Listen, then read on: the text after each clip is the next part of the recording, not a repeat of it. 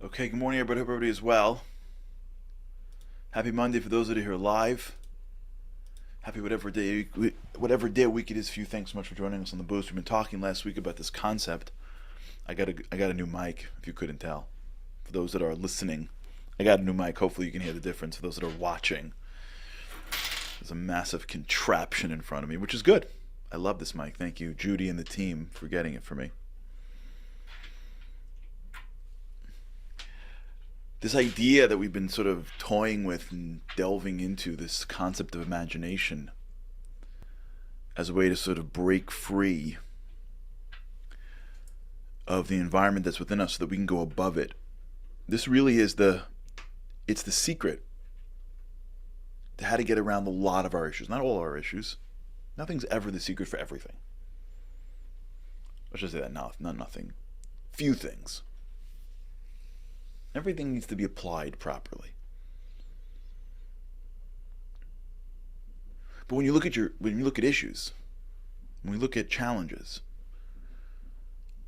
usually the thinking that we have employed until now, unless it's working, needs to be changed, needs to be revised. And you get there by soaring above the way you've originally thought. You change your thinking. You use your imagination to picture, to imagine the way you would ideally like to handle the situation. You create an image of yourself that is the aspirational image of yourself. And by doing that, you are now giving your brain choices. You didn't have a choice before. You had to do this. You had to react this way. And you hit a pattern where reacting in a certain way feels normal and comfortable because it feels like you. Because your brain has a lot of neural connections connected to it. So that feels like you. Remember, that's not you. You're your soul. Your brain's a computer. So negative behaviors or maladaptive behaviors that are conditioned in your mind aren't necessarily you. They're just how your mind dealt with things. I had a friend of mine who dated a girl that had a very difficult childhood. I remember him telling me that they broke up because she was always sleeping. I was like, what? She's always sleeping? She's like, what are you talking about? He goes, yeah. She'd go to bed at early at night, wake up, she was in college at the time, come home, go to sleep. And I'm like, what? Is she okay? She's healthy? She's like, yeah. I'm like, what's the problem? She's like, so he says to me, it's like when she was a kid growing up, she had a very, very abusive home. Father and mother fought like crazy. And she couldn't handle it. But when she went to sleep, it went away. So she would always be sleeping. That was her way of dealing with anything tense. Sleeping. And so as life gets busy and she gets older, she's just, any time she hits a wall, she goes to bed. And I was thinking about this concept then. Like, I can't blame a kid. I mean, you can blame anybody? Who knows? You never blame somebody. You can't judge somebody. But what a shame. What a shame for a young, healthy adult to have a mechanism to deal with pain and challenge conditioned to be being unconscious. Now, when you hear this, you're thinking, well, there's a lot of ways that you can numb the pain through destructive behaviors. And when we did a show on this, if you remember, you see some people that have really been addicted to terrible things. And if you remember, we did a show, I don't know, like a half a year ago. And in the middle of the show, I was like, holy mackerel, these people are that overcome these challenges. That, get sober. That overcome addictions. They're heroes.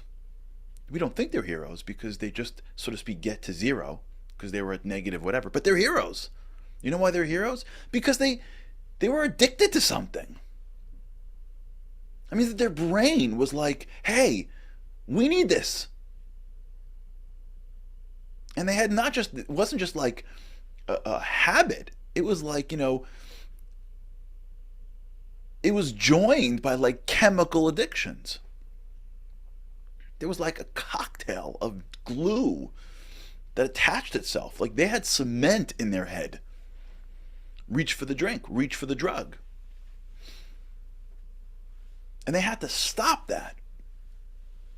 And they had to hold on. And they had to give their brains a choice to drink or not to drink, to get high or not get high. That's a tremendous growth. Now, if you spend time with people that have done this, these heroes, I call them, and I think they are, and I think you would agree, you will find that they do this. They don't say they do it, but they do it. They had to do it. They imagined the way they want to live. Maybe they hit rock bottom, and now they had to go back to who they once were. But it's still an imagination. It's in their memory, or it's in their imagination. It's not in their brains. Their brains are connected and addicted to something. But their imagination, their mind, now has to hold a cognition, a picture of what they want to be. And they have to hold on to that picture long enough so that when that need hits their mind, they could create new neural maps that say, when I feel this need, the answer is not to, because the person that I want to be doesn't. They are using the imagined aspirational image of themselves to create new neural connections, to enable their brain to find a new pathway, so that when the stimuli hits and they want to reach for the thing that is not productive for their lives or is downright destructive, they won't. That's amazing. That's what we're talking about. We just don't realize it, because when you get triggered and you respond with anger, that's not enough of an addiction to go seek help.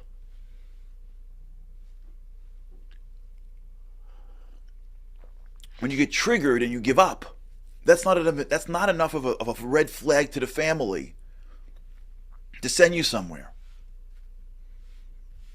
When you get triggered and you stay in the same patterns again and again and again, and you have that little bickering fight with your kid, it doesn't send out enough of a flare for an intervention. So we get to stay in the same behaviors that are not totally destructive, but they're not productive. They're mediocre. It allows us to bounce along the bottom, to stay in the world of good. And so we can go to work for years, hit that wall, and before we have the guts to take on the next level of assignment, or to ask for more, or to be fully immersed in the work, whatever it is, or we go back to our homes, the way we treat our spouses or our children or our parents, or our larger families, or we respond to God and the way we interact with the divine. It's all based on this memory that we've had of being who we are. And we don't change it, because it doesn't send any major issue to the world around us to make us change. You're talking about this the other day with somebody about, I think we spoke about this here. If we did, I apologize. I don't remember. Although I think we did it here, I remember. I remember now. The banality of evil. Remember, we did it just like a week ago. That's how it works, the banality of evil. The slow until you get hooked into a way in which you eat, into a way in which you talk, into a way in which you expect from your life, into a way in which you conduct yourself. And so what ends up happening is that days collapse to weeks, collapse to months, collapse to years. And when you look back at years, you'll find that sometimes there's no real exponential change. It's just a lot more of the same. The facts are different, but it's a lot more of the same. You end up, especially if anyone here who takes Yom Kippur seriously, if you keep Yom Kippur, if you take Yom Kippur seriously, whatever, or any part in your life. I only see Yom Kippur because to me that's the Day of Judgment. So if there's ever a day of the year that for me I have to like think about my year, it's that one. That pain that you feel where you look at your year and you don't think that you really grew.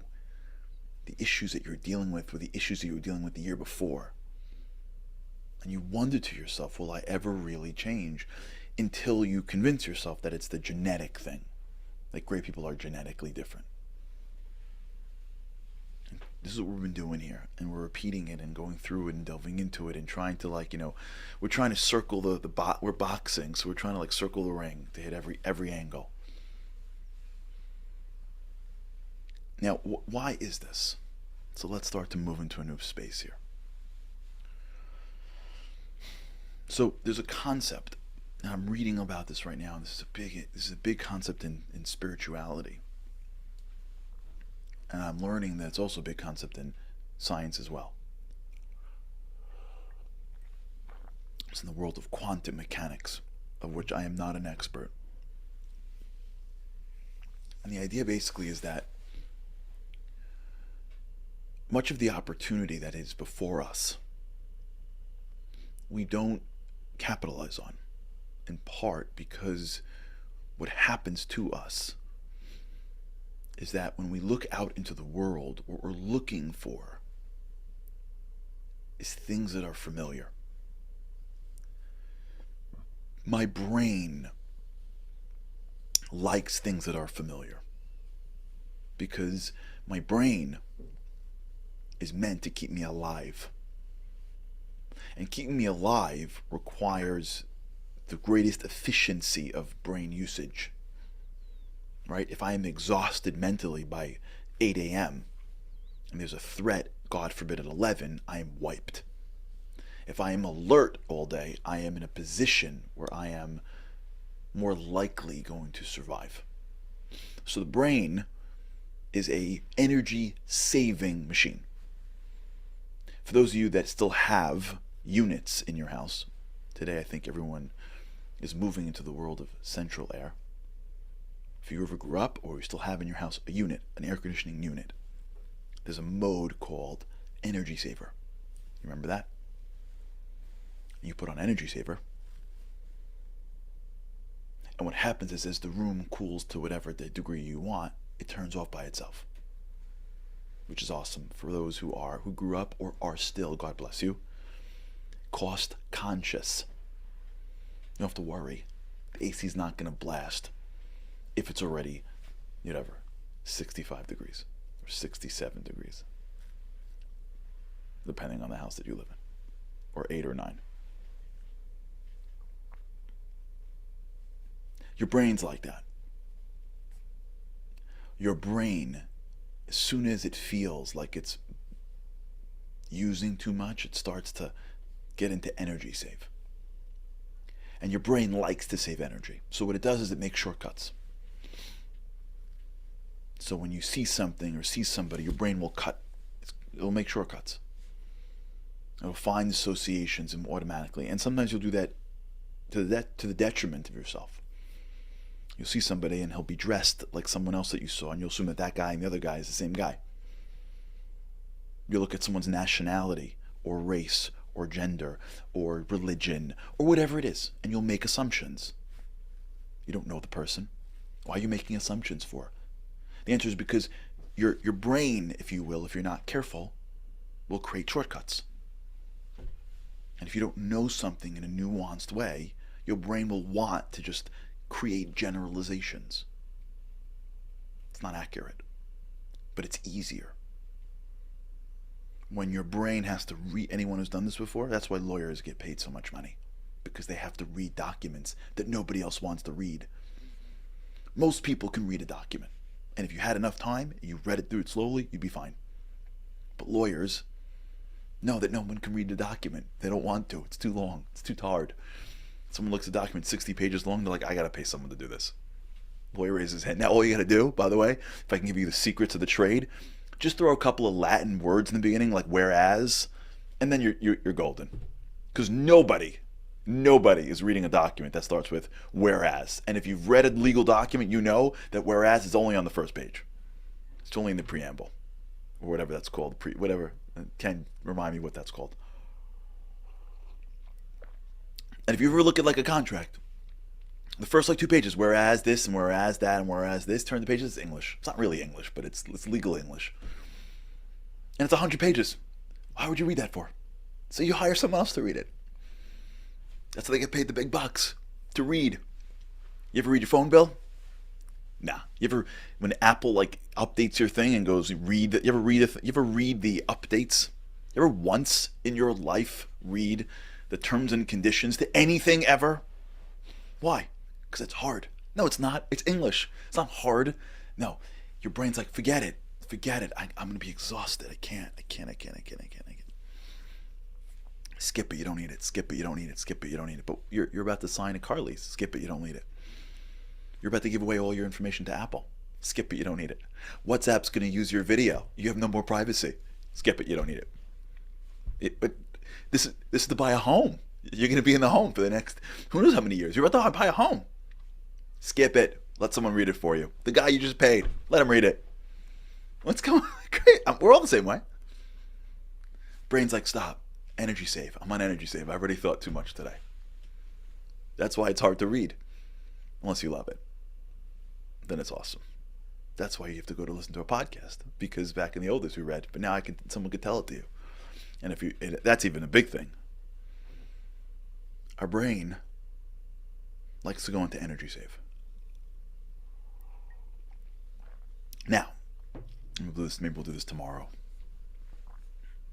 When your brain goes into energy save and you go through your day, you know what you're looking for? I'll leave you with this. Think about this.